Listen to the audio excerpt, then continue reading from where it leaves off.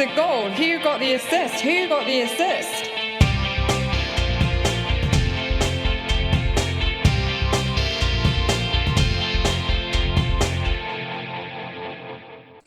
Hello, so yet another week gone, yet another international break looms, and we're here once more at the climax of game week 7 to talk about reactions to how things have gone down. There's quite a lot to cover this week, so we'll get straight into it. We're a man down today, but we've more than ably filled that gap, as Nick will get on and introduce. But first, you all right, mate? Yeah, I'm good, thank you, Tom. Yeah, good spirits again because it was a good game week for me, but it's been a massive yo-yo season in general. It's 4 great weeks, 3 dreadful weeks as my game week rank continues to oscillate up and down. So we are Who Got the Assist. Make sure to follow us on social media channels, give the pod a like or subscribe. We're also on Instagram, apparently WGTA.FPL if you want to follow us on there. So as Tom alluded to, there's no Anthony this week due to doing his college exams. Good luck, mate. But we're more than compensating for his absence with our guest this time. So we're joined by the Danger, Wes, aka FPL Heisenberg. So Wes, do you want to give us an introduction to yourself and where you can be found? Cheers for that, Nick. And yeah, first of all, it's an absolute pleasure to be here. Been a fan of the pod for years. And yeah, I've been playing FPL for 7 years. This is my 8th year. And before then, various fantasy games, like I'm sure you boys have been into as well. And in terms of where you can find me, I'm at FPL_Heisenberg on Instagram and Twitter. And I've been on Twitter for a good few years now. And yeah, it's a lot of fun. Yeah, cool. Welcome. Well, it's good to have you on. Yeah, it definitely is a lot of fun, isn't it? Although, every now and again, just stepping back to watch it and comment on it is a lot more fun than actually being engaged with it, isn't it? On the agenda this week, it's looking back on the weekend, which saw no-show meltdowns galore and benches utilised to their fullest, hence the chat about stepping back and laughing at it at times, and thinking about team structure. Will these no-shows intensify, or was it an anomaly? Will managers like Safety First Nick be loving it this year? Also, there's correspondence on wildcards and the Q&A.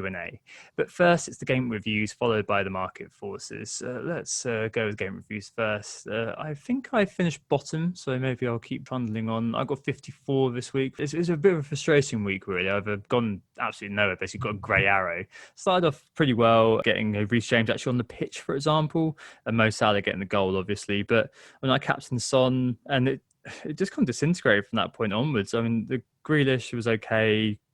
Kane, everyone owns him.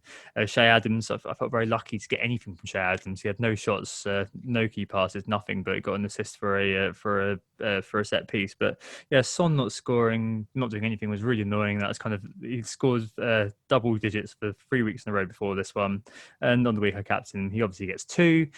4 out of 7 captain blanks now for me, which is, it wouldn't be so annoying if they were like punts, but it was Kevin De Bruyne twice, Salah and Son who have been my kind of captain culprits. So not particularly good arm blank, but Spurs had an off day, Son had an off day, and he's not on penalties. So 2 of those 3 I can't legislate for. It's just a bit unlucky.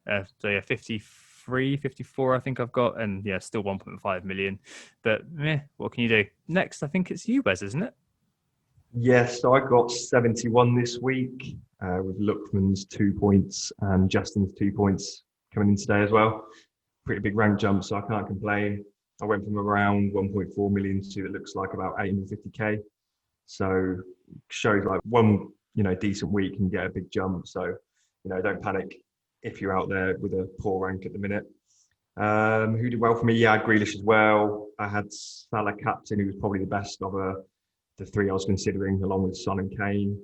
And my 3 strikers all bagged 1 goal. Kane, DCL and Ings. And Lamptey got a little bit lucky there. I had to use my squad because I had the likes of Sace and Mitchell, but I'll come on to that a little bit more later. Cool. So, yeah, looks like I got the highest score this week with 75 points. So, yeah, really happy with that. Started off relatively badly, I guess, with Pulisic. It was meant to play, but he got injured in the warm-up, so didn't play. But I had Kurt Zuma in that game, and he got me a lovely 14-pointer. So, really, really happy with that. I captained Salah, actually, over the Spurs guys, and that worked out well in the end as well. 8 times 2 for him, so 16 points there. So pretty decent start. And then I had sort of Grealish and Calvert-Lewin on the Sunday, and both of them sort of return last minute goals, which makes a change from, losing last minute clean sheets. Very nice to get those sort of 90 plus minute goals from Grealish and Calvert-Lewin, so 15 from Grealish and 8 from Calvert-Lewin. Got the returns from Kane, obviously in the Spurs game, and Adams picked up that assist that Tom mentioned. And then tonight, it went pretty well, I guess, tonight with the Dallas goal as well. So, when your luck's in, but... Pulled that out of your posterior, didn't you? Yeah, exactly. That was another jammy goal. But the player that came off the bench, unfortunately, was Walker Peters with 1 point. So I didn't get Lamptey's goal, unfortunately. So Lamptey 9 points on the bench, but can't complain too much with that return. Very much a yo-yo season for me. No, certainly. And I think it's been a very interesting game week for a lot of people in terms of how they're reacting to it.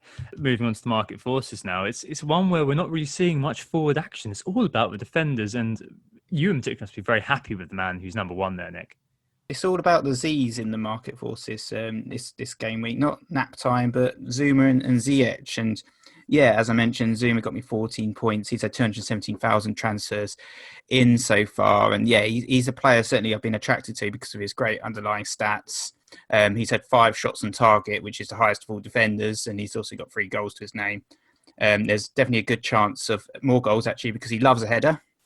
All 5 of his goal attempts have been headers, and all have been on target. And they have Sheffield United up next, who have incidentally conceded 26 headed goal attempts, which is 7 more than any other team so far this season. So big chance he could score again there. So that's a really interesting stat that I found. Boom. His teammate Ziyech in his first start for the Blues picked up a goal and assist and feels that nice price point, 8 million. We'll probably have some questions on that kind of thing later. But he's had 192,000 transfers in. And it's actually a triple Chelsea in terms of the transfers in, because Chilwell's third with 122,000 transfers in. And he's had a great start as well to his Chelsea career. He's returned in every single game so far he's played in, with goal, 2 assists and 3 clean sheets. Pretty impressive. What do you think of the Chelsea guys then, Wesley? Are you backing them at the moment?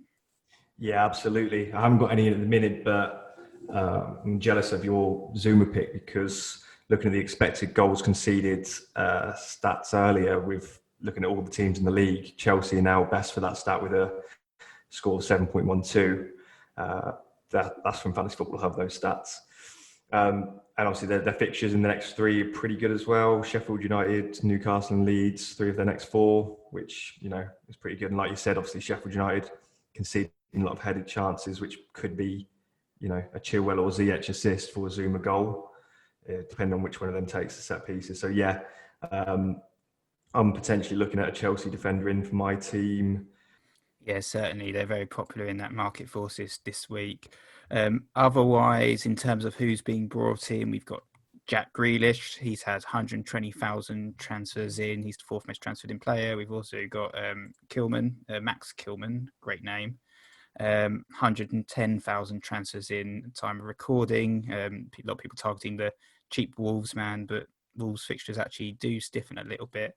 And in terms of transfers out, there's no surprise in terms of injured players. They always seem to top this with Castagna. He's had 233,000 transfers out. But a lot of defenders there. Saiss didn't play. Mitchell didn't play. But we've also got the Liverpool guys. Trent, Alexander-Arnold with 100,000 transfers out. And Robbo is also being sold quite heavily with 47,000 transfers out. Do you reckon it's time to go without the Liverpool guys, Liverpool defence, Wesley? If I was on a wild card, I'd almost certainly be going without either of them. On my wild card in week 3, I did switch Trent to Robbo. A very easy move, isn't it? Something like Robertson or Trent down to someone like Chilwell. It saves over $1 million, and you're getting possibly a better asset there as well. Also, to kind of contradict myself, I'd also be happy to keep them, which is why I'm personally keeping Robertson. I'm hoping they, revert back to their solid defensive stats at some point soon, and they've always got attacking threat, those two. So I'm happy to hold as I have them, but I wouldn't be transferring them in. Yep, don't buy, don't sell. Very annoying assets to hold indeed. I wish I got rid of them a long time ago. All right, let's move on to the main topic, which is about team structure this week, growing out of a multitude of bench shocks that impacted FPL managers this game week. The likes of Mitchell, Seiss, Pulisic, Mopé and Ryan were all no-shows, and Werner got very, very lucky to get on the pitch. We've also seen a few epic off the benches, which have been infecting post-auto sub ranks this week. So Lamptey off the bench for many, 9 points. Some cases coming off the bench second and third with 9 points, which is very, very lucky indeed. And Dallas tonight as well, I'm sure, off the bench for many. There's also a cameo for Foden, which led to a lot of fretting online. And there's a good question this week we got from James Corral at j.corral on Twitter, which really summed this up. He asked, what team structure best suits the current challenges? I guess, we always used to in the past sort of favour kind of one bench asset, I suppose, and then having mostly dross being slots 2 and 3. But this year it does look like having kind of 2 bench assets to call on, be they kind of the 4.5 million defenders who obviously can play or rotate as necessary, or the 0.5s in midfield, or Brewster, 4.5 million forwards. Owning 2 seems to be a fairly good idea, doesn't it? But do we think that this week was the start of things to come in terms of the heavy rotation, or is it kind of a one-off? I think this week is a little bit of a one-off, but what I'm worried about more is self-isolations and the fact that this is a strange season where, fixtures are more condensed. But obviously we saw it earlier on in the season, didn't we, with Mane, and I think is it 11 of the Ajax players have gone down with it. So I think there's going to be weeks where you're going to miss a lot of players. So what I've done is just a kind of a minor tweak. Whereas at the start of this year, I wasn't actually on this mindset. I had the likes of Smallbone and 4 million Mitchell, for example, on my bench. But on my wildcard, I decided that I wanted to upgrade Smallbone to Soychek, who, okay, fair enough, he hasn't done much so far. But I'm still happier to have him on my bench with more attacking threat than any of the sort of 4.5 million midfielders. I guess if you're playing 3-5-2, Brewster could be that player. But at the minute, he's still obviously settling at Sheffield United, not really getting 90 minutes. So I do prefer the option of having the likes of a Soychek or Lookman, and also spending an extra 0.5 and getting, instead of having 2 4.0 defenders, getting in the 4.5 defender, the likes of Lamptey or whoever. I just think it's sensible this year.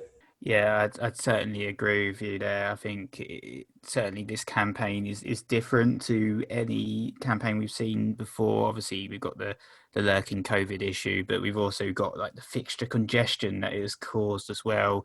I saw interview with Pep where he'd highlighted a 47% rise in muscular injuries due to lack of preparation and the amount of games teams are playing. So I don't know where he got his stats from specifically, but that's a massive surprise to see that. And looking at sort of teams like Spurs, they've had 13 games since the 13th of September. So that's a game every 3.6 games, and that's when you consider that one of those games is actually cancelled against Leyton Orient, and there's been an international break in the middle of that where for some reason there were 3 games, which is just the most ridiculous thing I've ever heard. There was 3 games during that international break, so all of those players were knackered. Likes of KDB went off on a cycle ride and then came back and said he was completely fatigued and disappeared for a couple of weeks. So so much is going on, and having that strong bench, it feels certainly important, at least for the upcoming fixture run, especially coming up to Christmas, which is always a congested period.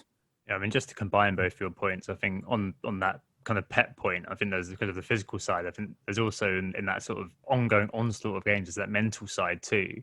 There's a really fascinating piece by Sarah Shepard in The Athletic this morning about mental fatigue and the impact on recovery and elite performance. And in it, the author and lots of mental health advocates like Marvin Sordell, the ex-footballer, was saying that clubs need to begin to really pay heed to this side of things, and give players the mental breaks too. And I suspect kind of there was a bit of that with KDB. He was sounding off the media about being a little bit tired about it, not really having a break for a little while.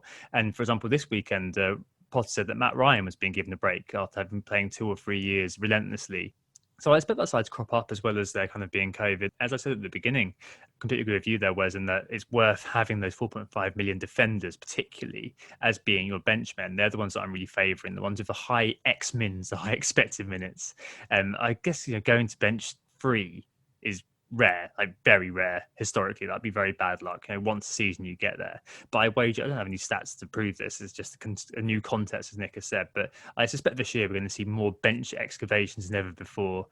So maybe a 4.5 million defender and a 4.5 million forward or mid you can count on are pretty good. But I probably favour having, a Webster type and then maybe a Justin or something who can just kind of come off the bench, give you 2 points every now and again. And there just might have to be exceptions, that 2 points are better than none some weeks. I know it sounds really crap. Most game weeks you do go in thinking, 80 plus, that's what we want.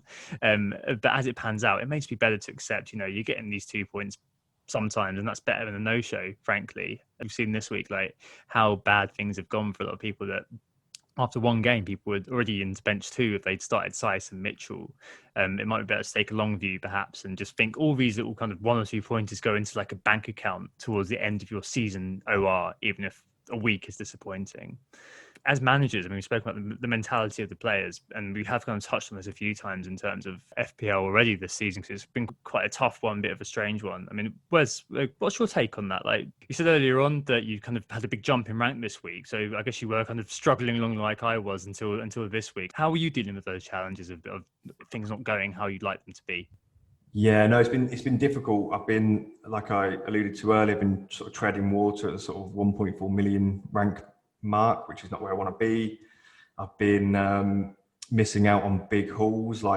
In previous seasons, you might get punished by, Kane getting a brace away at Southampton and maybe Son getting 1 assist there, which would have been, manageable. But those players getting, they both got 22, 24 points or something, didn't they? So, and likewise with players like James Rodriguez has punished me early on. So I think with the high scoring games that we were seeing in sort of weeks 1 to 5, was it? The stats back it up that there was a lot of goals in those games.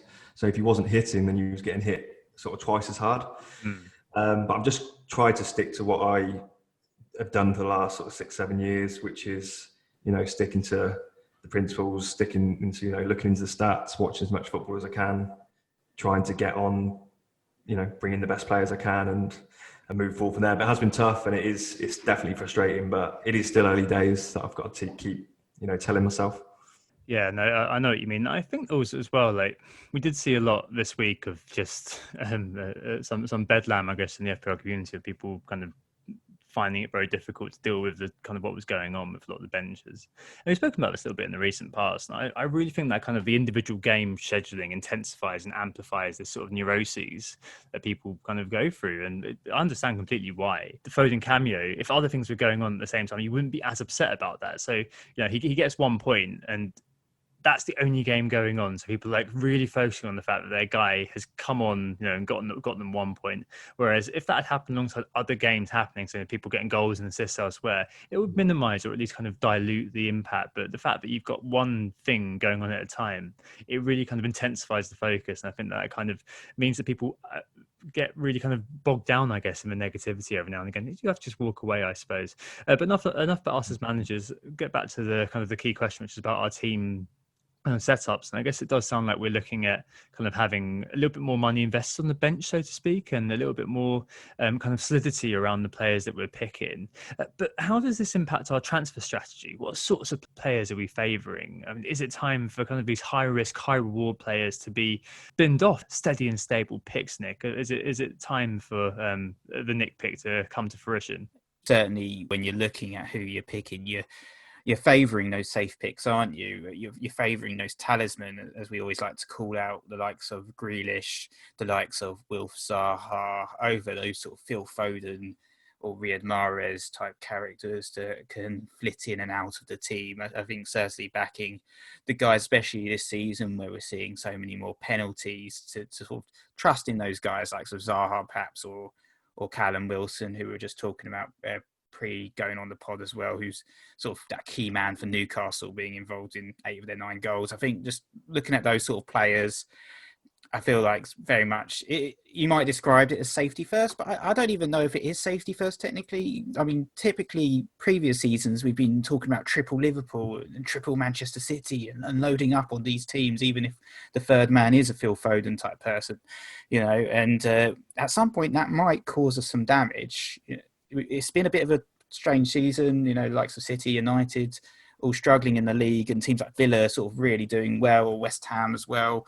But might later on in the season we might get caught out by going through some of these characters like Zaha over perhaps some of these Manchester City assets that might get more points later on in the season. But I think certainly at the moment feels like targeting the talisman is a very strong and valid strategy as they will typically play most weeks.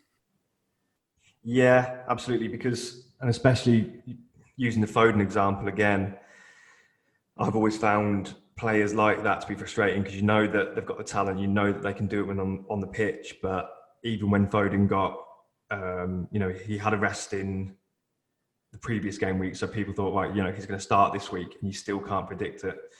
And then even players like, Podence got a goal this week, but he's still not interesting me because although when I watch him, I think what a brilliant player he is, and he's obviously scored. He is getting withdrawn on like the 65th, 70th minute. Traore's there. He's obviously, if you've got Traore on the bench, he's going to come on for one of those attacking players. And at the minute, he's coming on for the likes of Podence. So I don't want my players to only be getting the sort of 65, 70 minutes. That's why, like you said, Zaha is like a 90-minute man every week. Same as like Jack Grealish is just like obviously a standout player. And if Grealish was subbed off on the 85th minute in the last game, he would have left the game with just one assist. But he played on and got assist and a goal in like the 91st and 96th minute or something. So yeah, I fully agree with that. But like you said, if Man City start putting up in their attacking numbers to sort of what we've seen in previous years, then we can expect to see Foden scoring well despite limited minutes, because if Man City are bagging 5-6 goals, he can grab a goal and assist in the last half an hour, or grab a couple of goals if he plays just the first 60 minutes. So we'll have to wait and see what if City improve attacking numbers wise. Yeah, there's a really fun way of looking at this, which I have done, which is comparing kind of Grealish as a kind of the touchstone. I think maybe because it's this week, maybe because I own him, but I think he's a good example of a 90-minute talisman, and comparing him to a combined City net, which is around the same price tag. So since the start of 2019-20, Jack G has played 3,173 minutes, got 12 goals, 12 assists, cost 7.3 million, and he scored 203 points in that time. So all of last season plus up till this season right now. Comparing this to City net, what I've done basically is combine all of those kind of factors for Foden, Mahrez, and Bernardo Silva, and I've averaged that out to create sort of a middle kind of mean City player, who isn't a premium, so he's not kind of Sterling or De Bruyne. He's kind of this player would play for City, and it's just kind of an amalgamation, averaging out of all their points. What you get is a player who plays about 2,000 minutes, has scored 8 goals and 7 assists, cost 7.5 million, and scores 139 points. So compare Grealish to this sort of average City player, and what you're actually buying for around the same is a lot more minutes, so about 19 more games on the pitch in total. This is kind of looking at samples that I remember from the start of last year up until now. 4 more goals, around 5 more assists. You're paying 0.2 million more for the City player, and your cheaper talisman scores 64 more points. So again, maybe underlining talisman theory, and of course this is highly unscientific, usual caveats apply, etc., etc. But it's a really interesting way of illustrating that point, in that kind of the players who mean a lot to individual teams are going to play. Like, it's a great point, Wes, that if Grealish had left the field in the 85th minute, he would have got 10 less points than he actually ended up with. And it's a really nice way of just showing the importance of these sorts of players to their teams. And maybe predictably, we are, again, veering towards just saying, buy the talisman, people. Right, and just to cover off, I guess, where's the scope for risk-taking here? Where's the opportunity if we're kind of all going to be corralling around the same sort of individuals, your Grealishes, maybe, your Wilsons of this world. Where would you guys say the opportunity lies? I've got a question for you guys, actually, about my latest transfer in.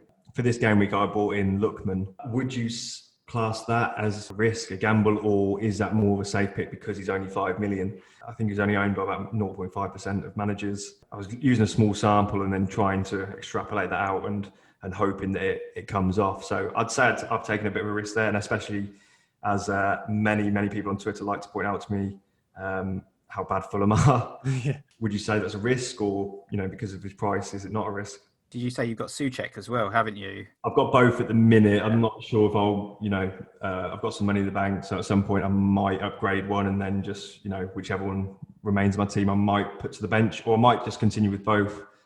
I kind of see Lookman almost because of the price, almost like a safe pick, but perhaps slightly off the wall safe pick. I mean, I remember him like when he was at Everton, sort of coming through the ranks. He was kind of in the same zone as Calvert-Lewin at that time, and then I think he went off to Germany. Hasn't done much. Now he's playing at Fulham, but he seems to be playing week in, week out, so that's positive. He's dirt cheap.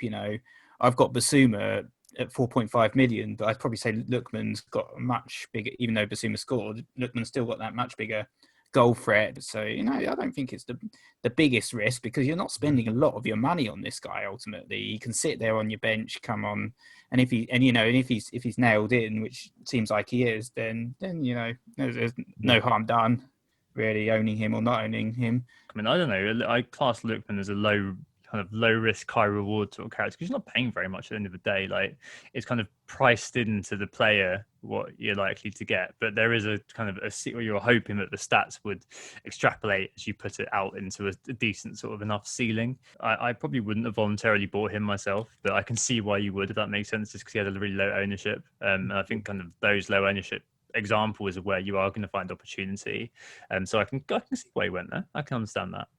I guess one thing I would mention here is kind of with ownership, is observing split pin ownership if there's two assets in the team.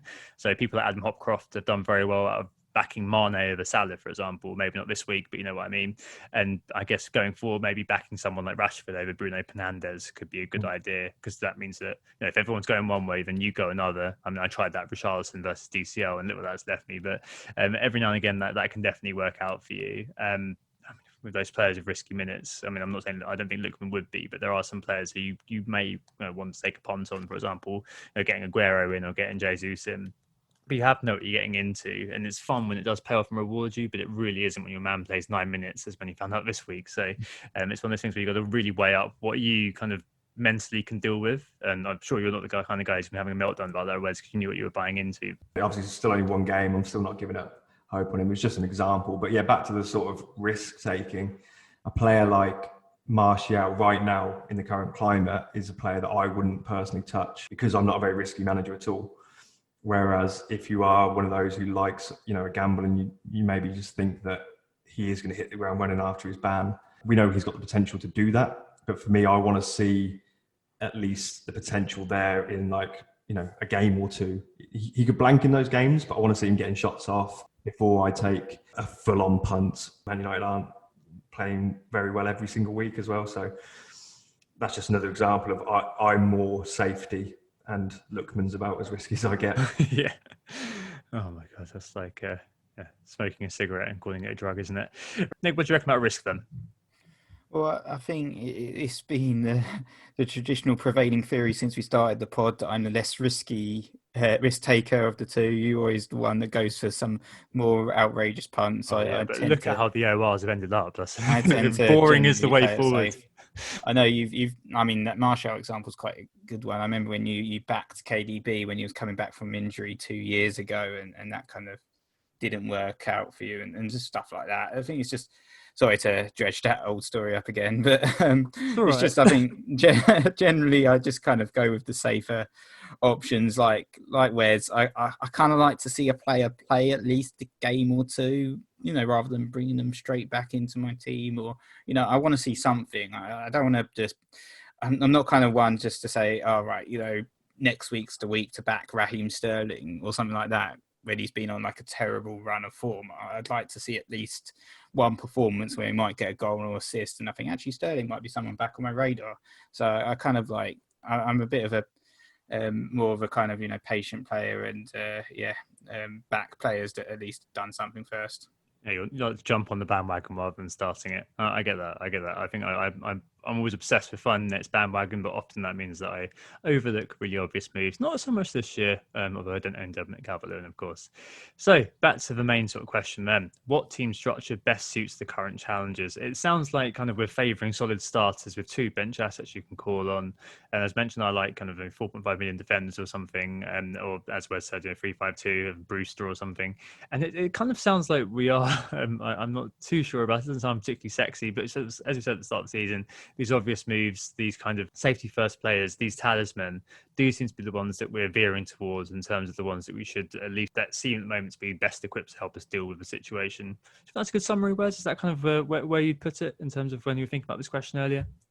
Yeah, 100%. Don't want to go over the same things again, but yeah, hit the nail on the head there, mate. I'm kind of liking the 3-4-3 at the moment, just in general. I think, it seems to be working out pretty well with sort of Kane and DCL and some other third striker who can be rotated between the likes of Bamford or Wilson or Jimenez or Adams, who's the current man. But I can see people who are going for the 3-5-2 with Brewster, and if Brewster continues to start and perhaps even scores, then that might become in vogue.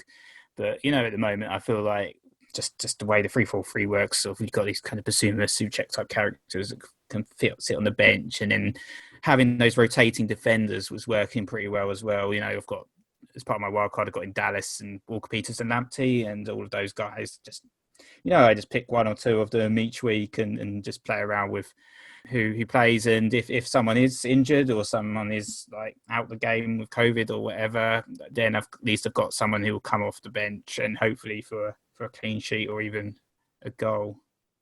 Yeah, the importance of 2 points, eh? Right, let's take a break there and move on to the correspondence and Q&A after this. Who got the assist? Who got the assist?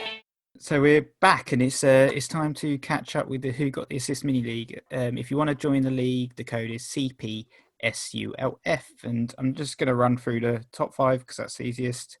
In fifth, it's Zaki Shane with the Zakaria team. He's dropped 4 places.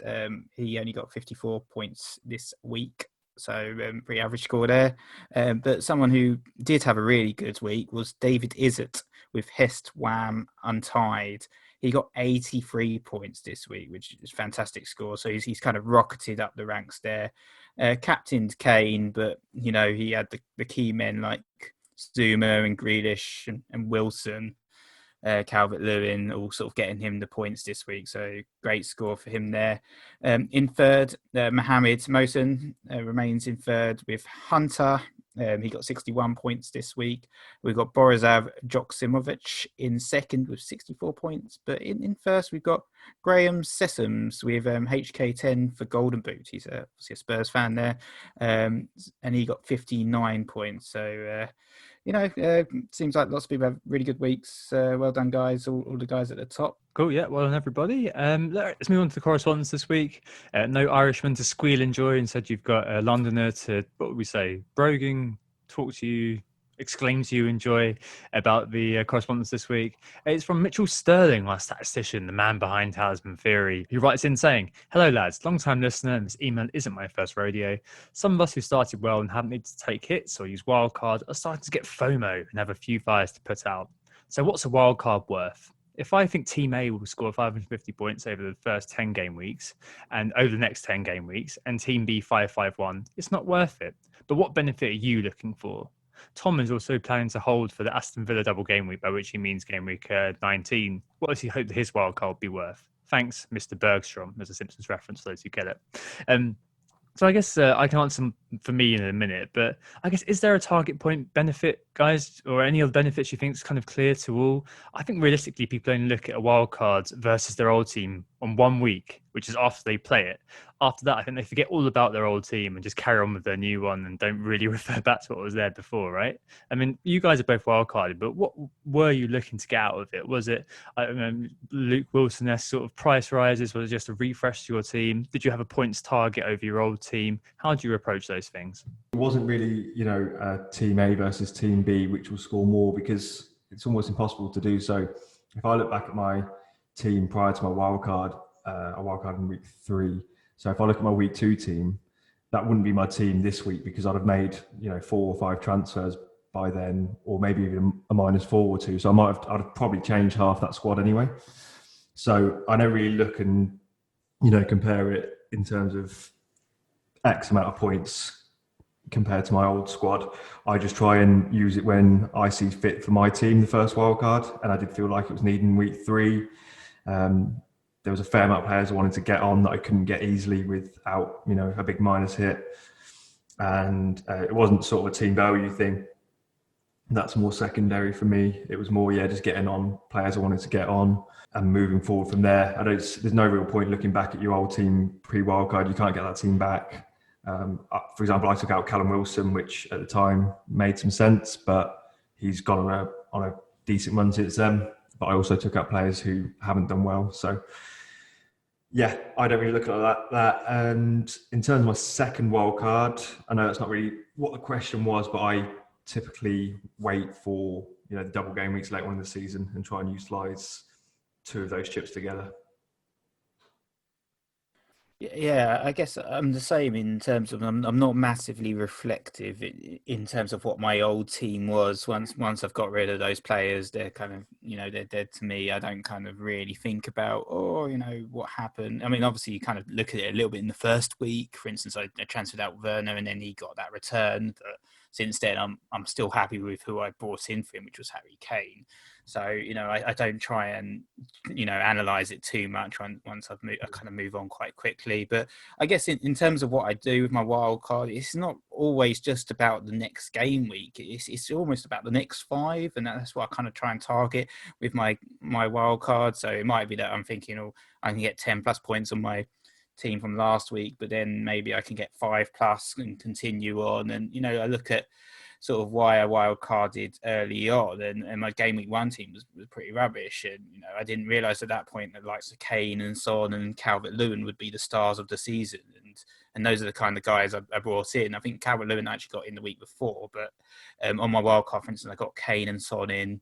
I also got Zuma and Grealish in. So those guys really, really delivered for me this week. I also got a couple other characters in, like Martinez and Robertson, who did well initially in that first week, got instant returns from them, no blanks this week, and also strengthened my depth in terms of the bench, which obviously been a major talking point for this pod. I got in Lamptey and Dallas and Walker Peters and all those guys. So I'm pretty comfortable in terms of why I wildcarded, what the points I've got out of it, the strength and depth I've got now, and obviously I think also that particular week I really needed Kane and Son. It felt like I was missing out majorly on points by not having them.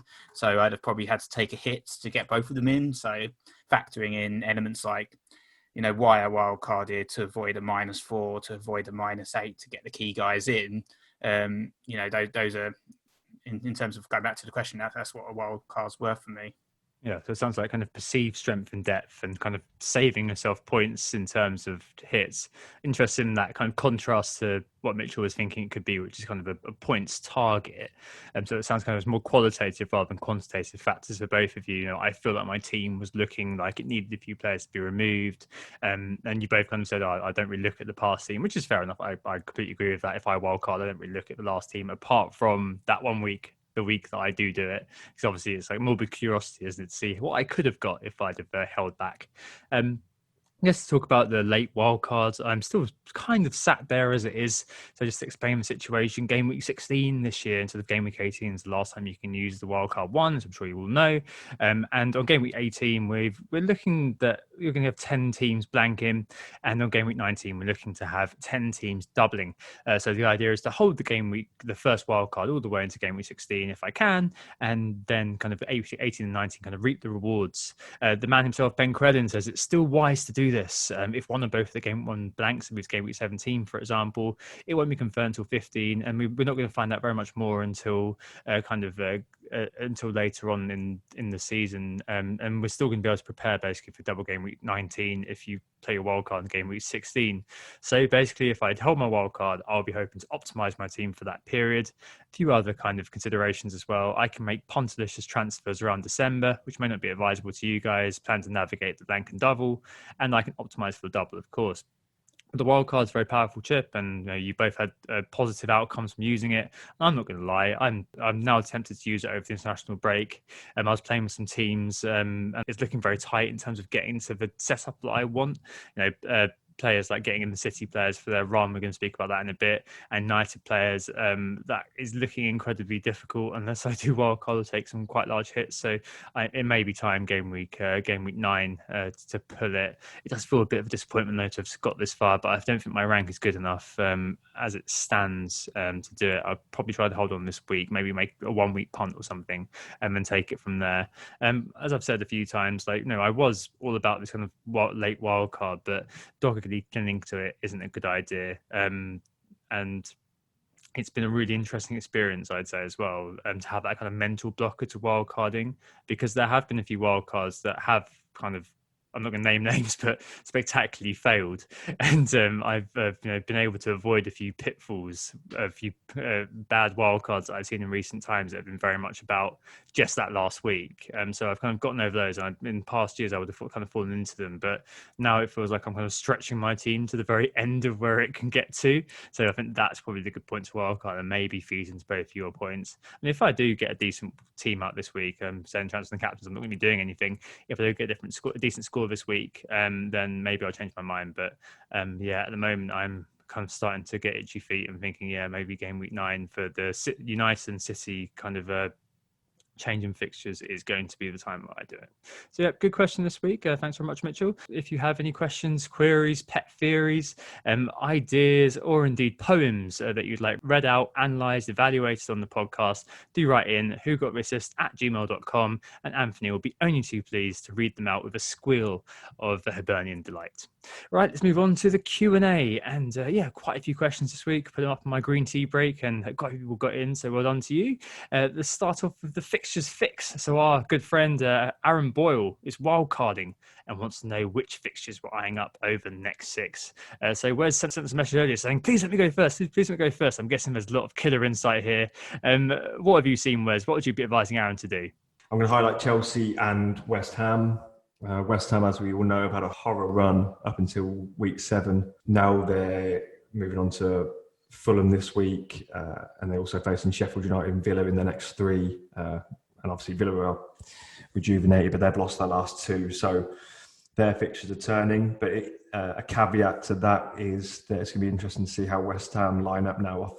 With at the start of the season, in most of the games they've been the underdog. They can set their stall out to defend and sit back and potentially counter attack, but they've defended well in their sort of 3-5-2 formation. But it's interesting if that carries on. Obviously the assets from their team, sort of defensive wise, Cresswell, Krufal and Masuaka. Cresswell's right up there with for expected assists out of those 3. He does seem like the prime pick. He is about 0.5, 0.6 more expensive. I think he's 5.1 now, whereas there's 4.5. Fornals in midfield. He's literally someone I've never ever even thought about bringing into my team, but he's ticking over nicely. He's got 5 attacking returns in the opening 7 games, and he's owned by less than 1% of managers, I should say, and he's only 6.4 million. And we have West Ham in terms of expected goals conceded. I think I mentioned Chelsea's earlier as the best. West Ham was until this game week, but they're still doing pretty well. They've got an expected goals conceded of 8.33. They're looking good on all fronts, but I do wonder if it's going to be one of those cases where they actually struggle against the weaker teams. I don't know what you guys think about that. Kind of traditional West Ham, they feel like one of those teams that are a bit of a trap. Like I've avoided their defenders successfully for the last few years.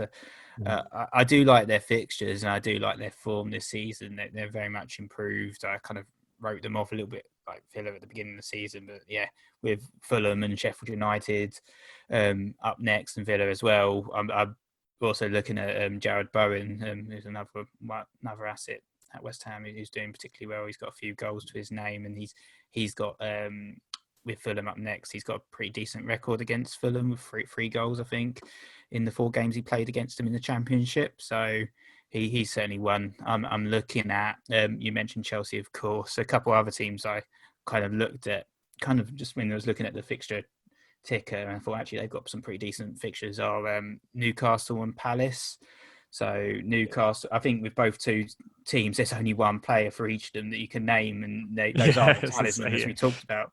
As I said earlier, repeat the stat that Wilson has sort of been involved with 8 of the 9 goals at Newcastle. Zaha's been involved with 6 of the 8 goals at Palace, and Wilson's actually, we're talking about this just off air as well, that he's now overtaken Calvert. He's actually got more points than Calvert-Lewin this season, which was just a bit of a surprise to see that. So yeah, in terms of those teams, if you're looking at any assets this week, it's kind of perhaps Zaha for me, because I'm looking for it's actually moved us on to the next question a little bit, so which Tom will introduce in a second, but it's probably Zaha for me because of I'm looking to get rid of Pulisic because obviously he's injured.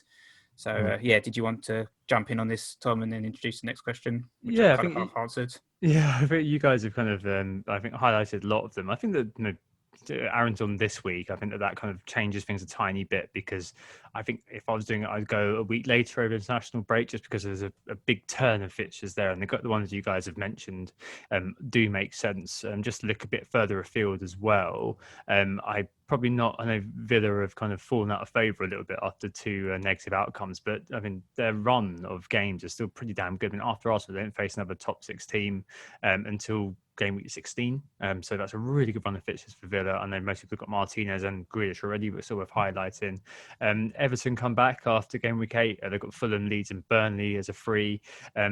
But I think Liverpool, Man United and Man City, very boringly, also had good fixtures coming up. So Liverpool past game week 10 embark on a nice run all the way up until game week 18, where they only play Spurs. So from game week 10 all the way into game week 18, they've only got one difficult fixture, and that's at home. Man City, as most people already know, turn around things spectacularly by game week 10. Their run becomes very, very nice. Talk about Man City's attack in just a bit. And Man United as well. That game week 9 game after the international break against West Brom is going to be absolutely huge, I think, for a lot of people. There'll be a lot of people buying into Bruno, buying into Rashford for that. And United as well embarking on a really nice run. Again, all the way up until game week 18, where they only play Man City in terms of any worrying fixtures, maybe Leicester game week 15 as well to worry about. But there will be quite a few kind of teams that will do come into good fixtures, which we'll see the complexion of our teams change a little bit. And kind of allied to that, you'll see Spurs after the West Brom game, their fixtures do become a bit more difficult. They have City, Chelsea, Arsenal and Liverpool in the space of 5 game weeks. And maybe we're looking at that and thinking, okay, maybe I can go without one of Son and Kane. At the moment, that's unthinkable. But when the fixtures do stiff and other teams do start to look quite interesting, then maybe you start to kind of think, okay, I'm going to jump across. So if you are wildcarding now, I think you've got to really be factoring that in, Aaron, alongside the nice points these guys have made about initial returns. And I agree with West Ham and things. I wish Antonio was fit. This was his time, wasn't it? Let's move on to the mid-price midfielders then. As Nick alluded to, we have already started answering this. And obviously it's on Nick's mind because he's had Pulisic, who's been crocked. Benny Blanco has a similar issue and he's looking at what to do with Pulisic. I suspect people will be looking in this area, like selling James or whatever. But Benny asked what to do. Should he go sideways to Ziyech, conform on Grealish, or go with Rashford? When I was thinking about potentially squeezing in one of these midfielders, Rashford was the one that I liked. He is a little bit more expensive than obviously the likes of Grealish, Zaha, Ziyech. But yeah, I really like Rashford, and he was obviously blanked against Arsenal, but up until then he was looking really good in the Champions League and Newcastle away, which wasn't too long ago either. But yeah, to bring it back to that sort of price range or cheaper, maybe the West Ham guys again, Bowen, Fornals, or I still like Zaha. Obviously blanked this week, and I know that I saw a few frustrated Zaha owners actually sort of saying, who should I? I'm going to go Zaha to Ziyech. And I'm thinking, Zaha's a player I'd actually quite like. One, for their fixtures, like was just alluded to, and second, the talisman aspect of owning him.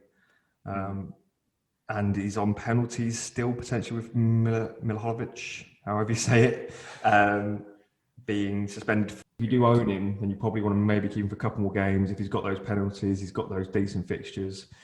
And overall, he has improved his goal and assist output this season compared to last. So he is getting more final end product, whatever you want to call it. So I do still like Zaha, that price range. I've got Grealish as well. And again, I like him. I think he's one of those who can probably outperform XG potentially in terms of his goal he scored against Southampton was ridiculous, Lucky. really. So I can see him scoring those types of goals, then maybe missing the sort of, he missed like a 6-yard header, didn't he? Good save from the keeper. But yeah, I like all those options. Some are kind of obvious, others maybe not so much, but yeah. Fair enough. I think because Benny doesn't own Grealish, I think that it's worth just kind of saying, yeah, I know it's not very interesting to say conform, but I think conforming on Grealish here is a good idea. He's got that toxic mix of form and fixtures still, and even though he's kind of blank recently, and maybe some people say, oh yeah, but you would say that because he's scored 15 points, but I think he's still the man, you know. I mean, just watching him play, like the last game against Leeds, for example, he could have got a goal and assist another day. You put a really good post out on Twitter, didn't you, Wes, about him getting 15 points rather than 2, a goal clear off the line, something like that. And this week we've actually got that 15, but you know, he's top for MPXG amongst mids in that 6 to 8.5 million bracket. He's top for XA, and he's joint top for shots and shots in the box with Zaha, who Nick's going to mention very, very harshly in a minute. And he's got the best XGI as well, amongst 6 to 8.5 million. So yeah, I think it's a case of just going for the obvious if it's you, Benny. I mean, you know, the likes of James, for example, still taking along nicely. Ziyech, I like from a football standpoint. You know, he could be kind of Chelsea's Bruno and being the guy who knits everything together. Brilliant assist numbers in the Eredivisie, as well as crucially the Champions League. So we're able to say, okay, it's not just the Eredivisie. He can also do it in the Continental League against decent opponents as well. And Rashford, yeah, I mean, he's been good. He's been on and off, but the Prime Minister, there's a case that form is temporary, class is permanent with him. And I suspect the upcoming fixtures, which I mentioned earlier on, could well see fixtures beget form. But I guess Zaha is one that I mentioned as well. Wesley, you just mentioned him. Nick, I'm sure you will in a sec. Second for MPSG and shots. But my worry is he may struggle to find consistency. Nonetheless, good route to points with the pen wins as well. And he's seemingly enjoying his football, isn't he, Nick? He's a guy who's firmly in your sights, I take it. Yeah, I mean, he is in my sights, as alluded to. Yeah, I think I do like Palace's next 4, sort of Leeds at home. I thought Leeds... I kind of I was enjoying, owning Dallas because they seemed defensively competent, but they did kind of play a high line against Leicester and got exposed several times by Jamie Vardy and Harvey Barnes. So I think I can see the same from Zaha. As I said, owning Dallas as well is kind of hedging my bets a little bit. If I lose that Dallas clean sheet, it's probably going to be Zaha that gets the goal. So that's a positive for me in terms of what I'm thinking about. I was planning actually Jared Bowen, as I said originally, he was kind of the player I was going to bring in for that Fulham at home game, but Fulham, I didn't watch it either because I didn't pay for it, but Fulham looked better, or sounded like they were better against West Brom, so maybe he's off the radar now. I'm not convinced totally on that one, but another player, as I just mentioned, was Harvey Barnes, who looked pretty good in the game tonight. And in terms of the midfielders, sort of under 8 million, he's now actually top for goal attempts with 18, 14 of which have been inside the box. So he's certainly one that should be considered at 6.9 million. He's got a couple of goals to his name. Zaha and Grealish are only just behind him in terms of goal attempts, though, with 17. And I think if you don't own Grealish, I'd probably just say Grealish over all of them. If you don't own him, get him in. Because not only with goal attempts for Grealish, it's also massive on the assists as well, chances created. He's had 17 chances created, which is top for all midfielders around that price point. So I reckon for me, in terms of the picks, if I was to pick one for someone to bring in, it'd be Grealish. But it's also worth highlighting he doesn't really have the fixture this week with Arsenal because they're actually pretty improved defensively in terms of goals conceded, which is the least of all the teams so far this season. Cool. All right. Moving on to the next question, which is Sticky Toffee. So we get this question at the start of the season every year with whoever is looking fantastic that they start to trail off. So FPL Matt asks, has Everton's bubble burst and should we jump off? Oh, quite an interesting one there, just because, well, I mean, we get it every year, don't we? We always have a team who is out of the blocks and we kind of think, oh, well, when do we sell these guys? Do we hold them and they come back to form, or is it just all over now? Everton are a really interesting example. So I compared their XG game weeks 1 to 4 and game weeks 5 to 7. 1 to 4, 8.47 XG, 12 scored. Game weeks 5 to 7, and Wales won this game, obviously, but 3.36 XG, 3 goals scored. A tiny sample size, but I wonder if absences more than anything have taken their toll. So 3 big chances created recently in the last 3 games versus 9 big chances created in the first 4, 27 chances created in the last 3 games versus 41 won in the first four. So another case where fixtures may get form again, because after the international break, they do start with Fulham and have a nice little run. But maybe it's a case the B team isn't good enough. I don't know. I wouldn't be saying sell right now. I'm probably going to be keeping James unless I go for a 1 week punt and then go into a wild card, in which case I'll sell him for Bowen. But if I had, DCL, if you've got someone like that, and if you're indeed looking to buy a player in, I wouldn't be writing Everton off just yet. What do you think, Wes? Is it time to jump off Everton? Is it time to tell people to walk away from Everton if they're looking to buy them in?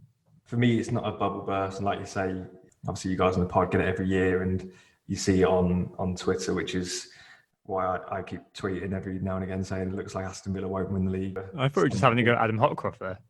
Yeah. Sorry, Adam. Everton and Villa have been quite similar in that regard, in terms of they've both started really well, and then the last couple of results haven't gone their way. But obviously, Everton lost at the weekend, but DCL still scored. DCL's only blanked once. James Rodriguez, I'm assuming, is a minor issue. So once he's back, creativity is going to be higher, you'd assume. And likewise with Luca Dean coming back from just the 1 game suspension. So he'll be back next week to potentially provide those crosses to DCL like he did in the Liverpool game. So, yeah, no, I wouldn't be coming off them. In terms of over the course of the season, Calvert-Lewin is 3rd highest for overall XG, and he's actually top for non-penalty XG. So I'm sticking with Calvert-Lewin. If I had James Rodriguez in my squad and he was declared fit, I'd be sticking by him as well. And yeah, I think what the bigger picture for this sort of question is to highlight, I wasn't getting carried away with Everton either, but likewise, I'm not getting carried away with their dip. And that's the same for Villa as well. I wasn't tripling up on Everton and Villa, and likewise now I'm not selling Grealish and DCL. So yeah, both teams have both got a few good assets, and there's no reason to panic. I feel like I've got 2 Nicks on the pod. Nick, what do you think? Yeah, I think it'd be mad to sell Calvert-Lewin right now. Obviously, he returned, but it's worth highlighting. The underlying stats might not look great, but Calvert-Lewin's still getting some goals in. They were very short of their best players in that last game. They had no Seamus Coleman, no Luca Dean, no James Rodriguez, no Richarlison. All of those guys were out. They've got United up next. You never know what kind of United will turn up, so there's every chance Calvert-Lewin will get a return in that game. And then after that, they've got Fulham away, and everyone should be back for that game. So I expect there's going to be quite a high XG coming out of that game. And then after that, it's Leeds and Burnley, so plenty more chances for Everton players to get their return. So, yeah, if you've got Calvert-Lewin, certainly hang on to him. If you've got James, I mean, it's up to you. We've talked about a lot of the other midfield options out there if you don't have your Grealishes or your Zahas. Yeah. But I know you've got him, haven't you, Tom? You've still got James? Yeah, I've still got him, yeah. But I paid So what's are you hanging on to him? Are you gonna I don't know yet. If I decide that I'm going to wildcard over the international break, then I'm going to sell James for Bowen this week. I agree with you all, really. But you have to just hold on for the time being. And, you may end up with kind of the ownership's going to be so high, especially for Dominic Calvert-Lewin all year long now, because the amount of dead teams who own him, 57%, I think it is, ownership DCL. Like, throughout the course of the year, if he scores a goal and he's not in your team, he's going to punish you. And that's just facts now, because there's been so many people who got dead teams, and they're never going to leave those teams. His ownership's probably going to be a threshold about 35-40% for the rest of the season. So yeah, there's always going to be a case to own him just for safety reasons. And it has been his breakout season so far, even though Wilson has outscored him. And I think that Wilson answer probably helps us with the cheap forwards question for the next one. I'm going to breeze over it, unfortunately, because I haven't got much time. But Brian Varghese, he asked which cheap forwards we're favouring. I think it's probably going to be Wilson. It's just such a shame that Antonio's injured, because I think that this was his time. Moving on to the penultimate question, defensive judgment. So our friend Rishi, Morpheus Fire, he says that Chelsea, Arsenal and West Ham are all posting good defensive numbers. Adam Pritchard asks if Drip Master General Hector Bellerin is worth a look in that Arsenal kind of area. And Nick said they're a very good defensive lead, and they are defensive kings this year. And Slim Shady, Gil Prab, says Man City defence also caught his eye. So I guess a good way of kind of mincing all the questions into one is, what would our defence look like if, say, we wildcarded right now? I'm going to ask you both a question first, which is quite a fun one. Who's had the most shots in the box of any defender? so far this year. I think I saw it say it's Harry Maguire, isn't it? Slap it. But I don't think I'd be buying him. But Zuma, Nick, I think probably he'd be one who'd be featuring heavily. Go likes of Chilwell and things like that, right? Yeah, exactly. I mean, Zuma's already in my team, but yeah, I wouldn't be selling him. Certainly, if you were looking at wildcarding right now, I think either Zuma or Chilwell would certainly do a job. I'd say either's brilliant for your team, so go for either one of those guys. Maybe even double up if you're feeling daring. I do like Arsenal I don't actually like Arsenal, but I like their assets right now. And Bellerin, I think, is excellent option there at 5 million. He's super cheap.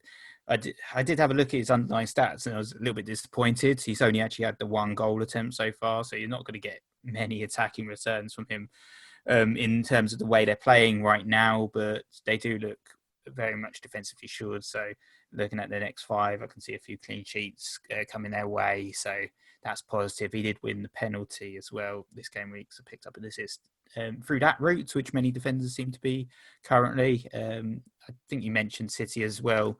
I quite like Cancelo. He's been pretty creative with sort of 9 chances created so far, which is 5th for the midfielders. And I think City, again, like Arsenal, they seem to have improved defensively, even though their attack's struggling. I think the pairing of Diaz and Laporte seems to add a little bit of calm to the proceedings compared to what we've seen previously with sort of ramshackle days of Stones and Otamendi. They've only conceded 21 shots on target, which is the joint best of all teams. I guess if I was to call out another player, another one not in my team, I think Wes mentioned him earlier, was Cresswell for West Ham. As I said, he does play for West Ham, which is always a negative, but they've got some great fixtures and he's joint top for chances created with 13. And he's got 3 assists to his name as well. So I'd probably be talking about selling those Liverpool defenders, very unfortunately, because they've been sort of staples of our team for the last few years, haven't they? It feels very odd to go without a Liverpool defender. But I don't know. I think there's some cheaper options. You get rid of someone like Robbo, bring Bellerin, you've got 2 million extra to play around, and it might even allow you to afford someone like Rashford or Bruno if you're planning on investing in United's attack later on.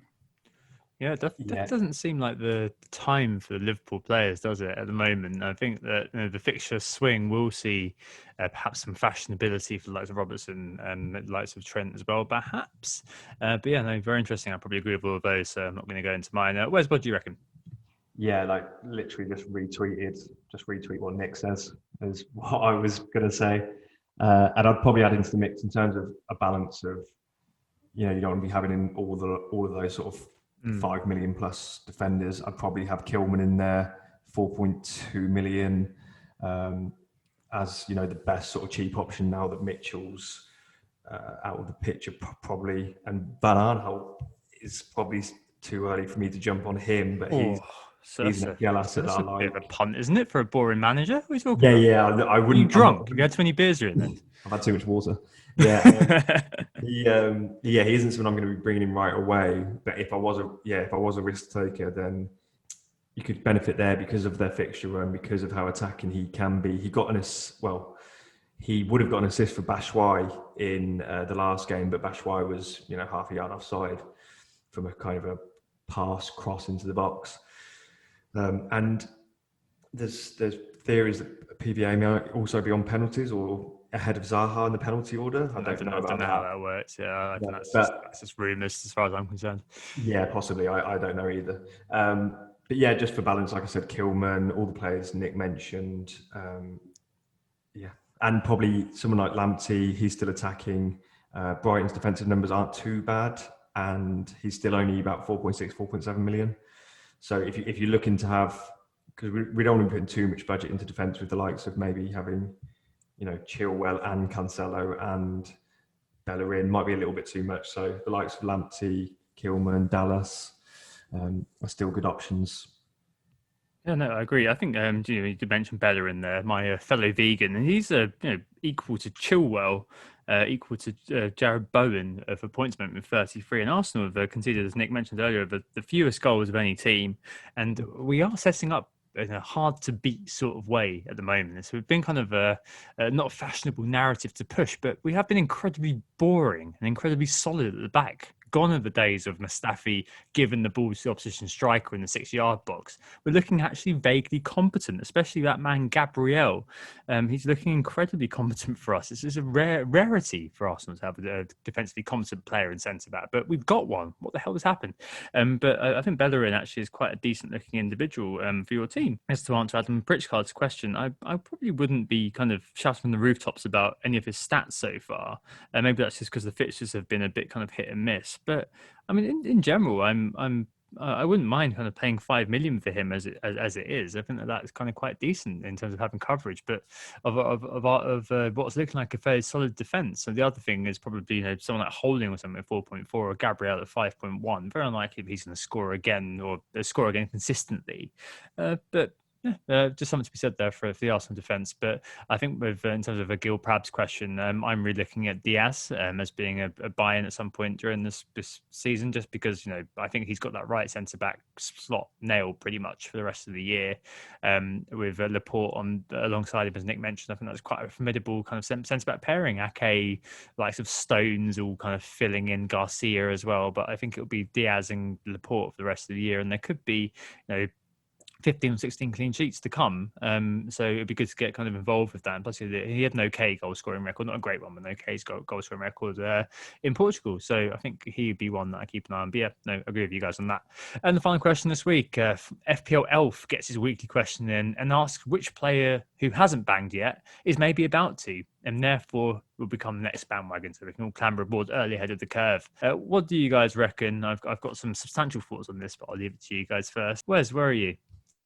So I made some notes before the Leicester game and have had Vardy in there, who has kind of gone off the sort of radar. But obviously now he's just got 15 points and he has done well previously. So it's probably a bit of a cop-out saying Vardy.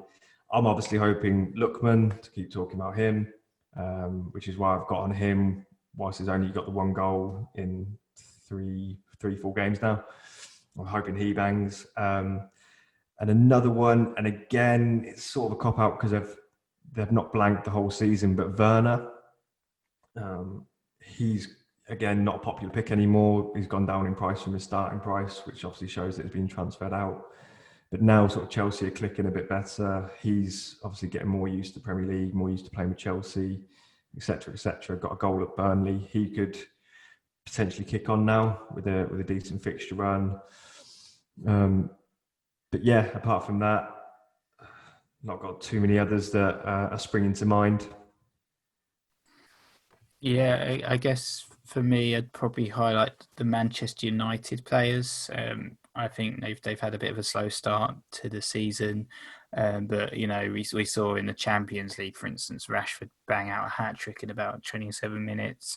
I think certainly he's the kind of player that could suddenly springboard into the Premier League with a bunch of goals and especially with that West Brom at home game coming up, a few nice fixtures. I think Rashford and Bruno are a couple of players that I kind of want to be. I don't know how I'm going to do it, but I kind of want to be ahead of the curve and get those guys in if I can before they get those massive returns and sort of end up in everyone's team. And I guess Martial could fall into that category of doing literally nothing this season. Apart from your penalty in the Champions League, but in the Premier League, he's not done much at all. He could then come back in and he could be their next wagon. And likewise, I was talking about Van Aanholt earlier.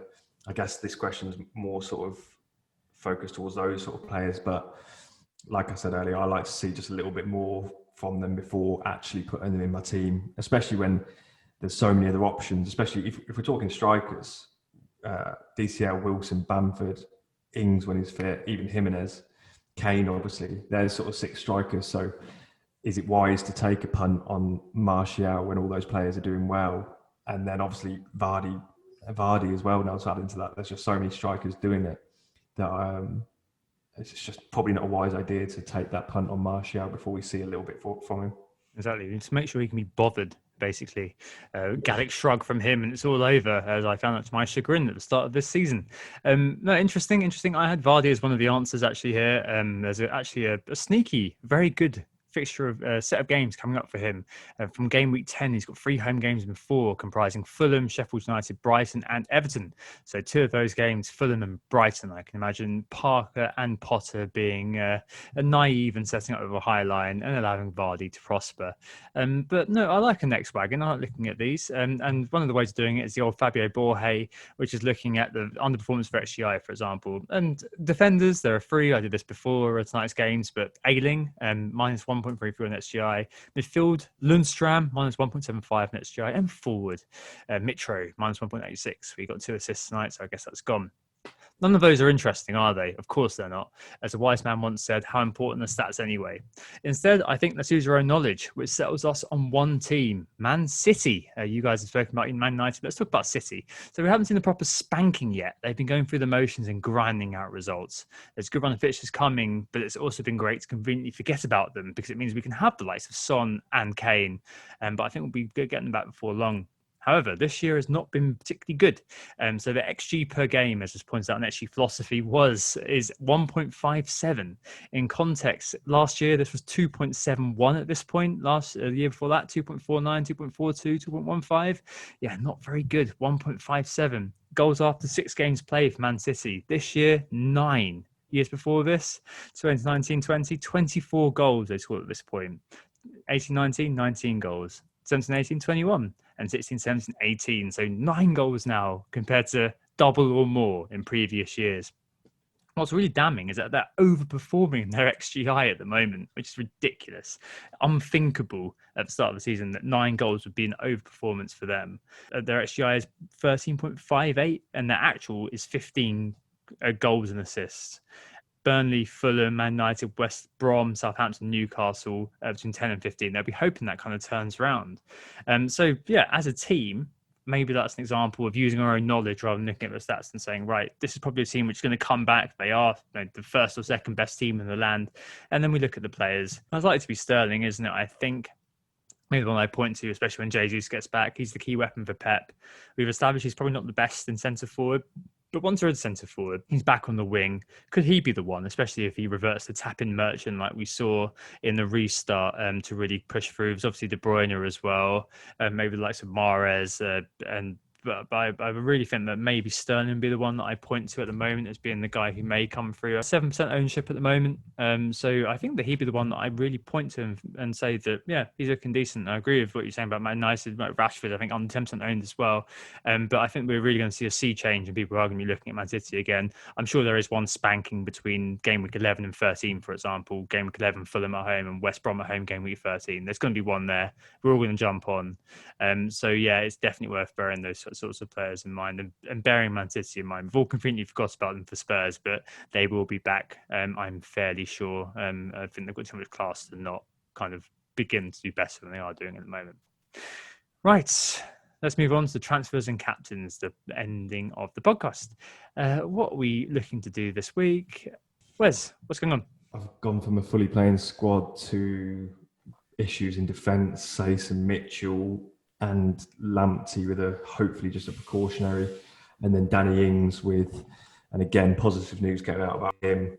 So I've got to wait until we get further news on all of those situations, really. But I'm likely to make a defensive transfer because I don't think Sace will be getting his place back. Mitchell will probably survive just because I don't really want to do a -4 to get rid of a cheap defender who won't play. So I'm likely to take Sace out for either a West Ham, Arsenal or Chelsea defender, the likes of Chilwell, Bellerin or Cresswell, that sort of thing.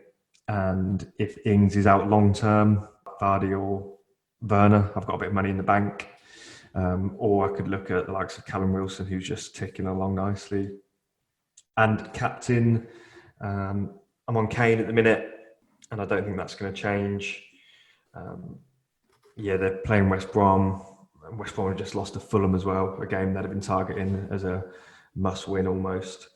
And yeah, I'm not going to look past that fixture. No, that's fair enough. I think that yeah, makes sense. What am I going to do? So I'm either going to roll transfer, batten down the hatches and hope for the best, or I'm going to, if I decide I'm going to wildcard, do James, who's got Man United, out to Bowen. or Fornals? Because I heard what you were saying about him, and he does sound pretty decent. I'll have a look into that myself, but yeah, sounds pretty cool. I'm going to be captaining Son again, Definition of Madness, go back and do it again. But I kind of think he's better away from home, and as you said, West Brom absolute toilet, and I can't see that past that fixture in terms of the captaincy this week. The pen factor of Kane definitely does kind of come to mind for me. I just kind of think that for that sort of game, it does suit Son. I thought the Brighton game suited Son though, so I've got to hope it's not an off day for him. But if they do combine like how they can, I think that he's primed to do very well. To be honest, I think both of them probably in line with double figure scores, aren't they? Q 1, the West Brom victory, let's face it. But there we go. Nick, what do you reckon? So for my captain, I'm probably going to go with Harry Kane this time.